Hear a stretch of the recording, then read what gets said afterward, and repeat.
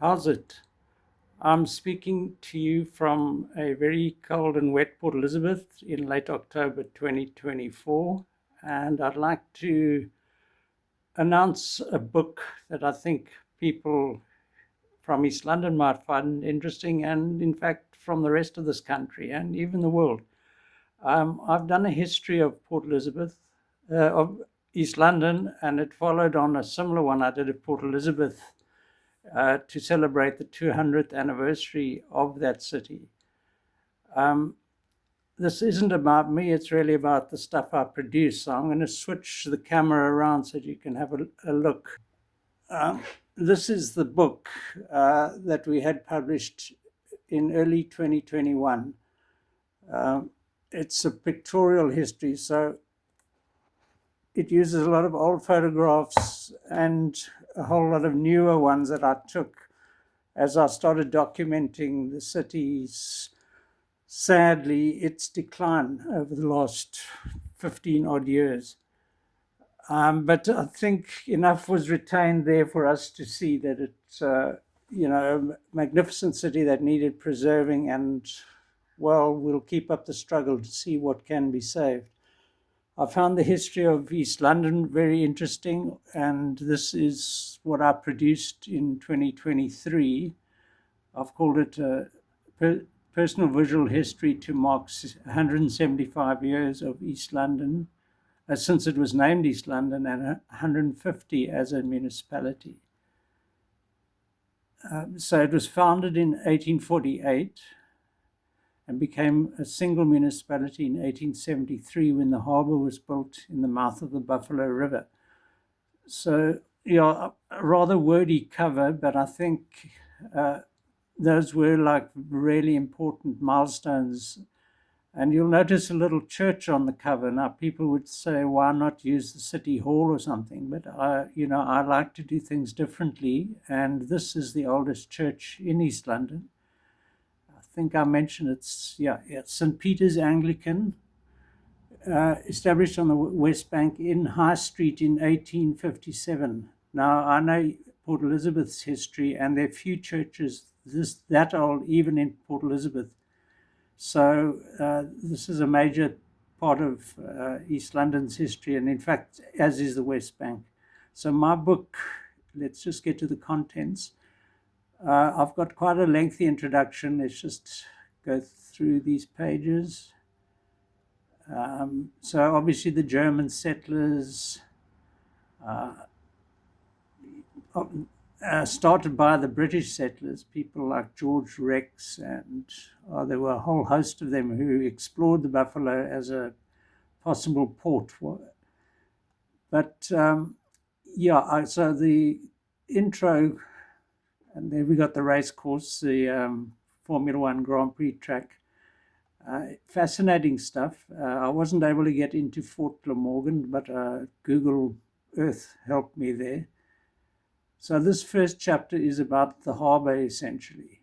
A little bit about Fort Glamorgan, then we carry on and look at the harbour's development, because this was, of course, the most important reason for East London's existence. So fascinating old pictures from way back when, and the pontoon, I'll get on into that in more detail later. Right through, as it developed, I've traced it using these photographs, and captions where needed, because every picture tells a story, and sometimes that story needs to be explained. And here, the dry dock development in 1947 with the soon-to-be Queen Elizabeth visiting. There she is.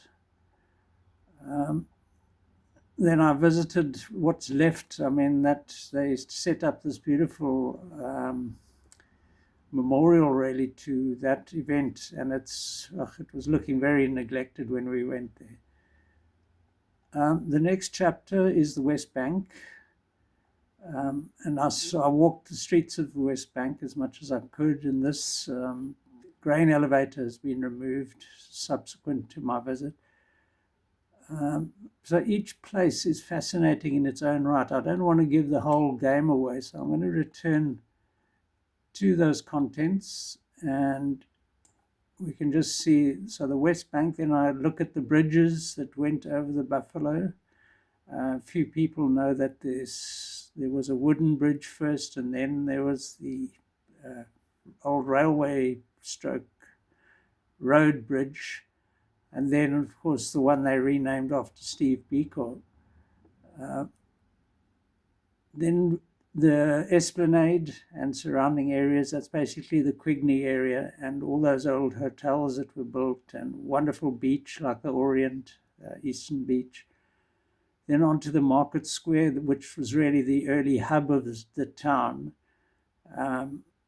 and Oxford Street, the City Hall, right up to this chapter takes in a lot. You can see it's 86, from page 86 to 142.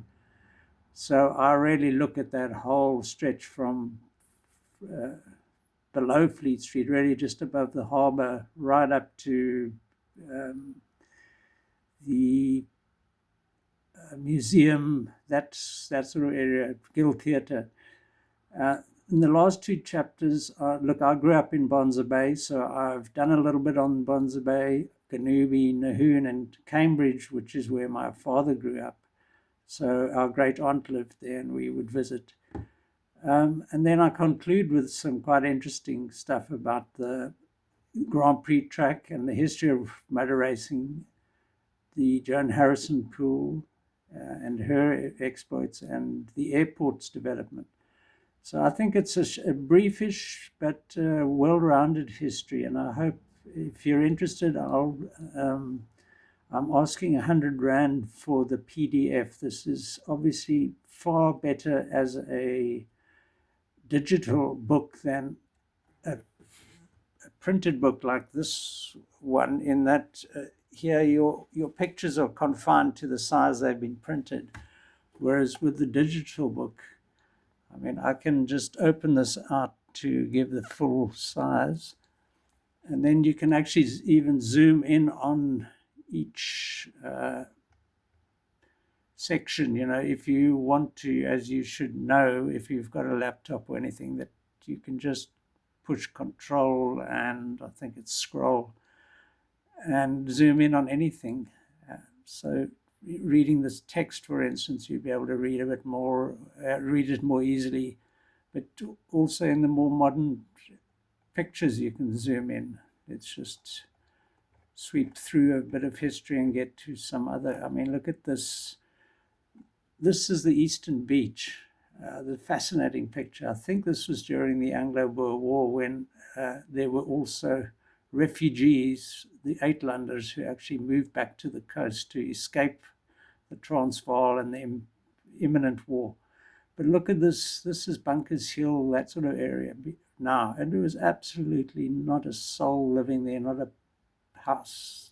This is 1900 odd. So in 120 odd years, everything's changed in East London. And I trace those changes. So I'll put the details in the description below, and I hope you enjoy it. Thanks. Cheers.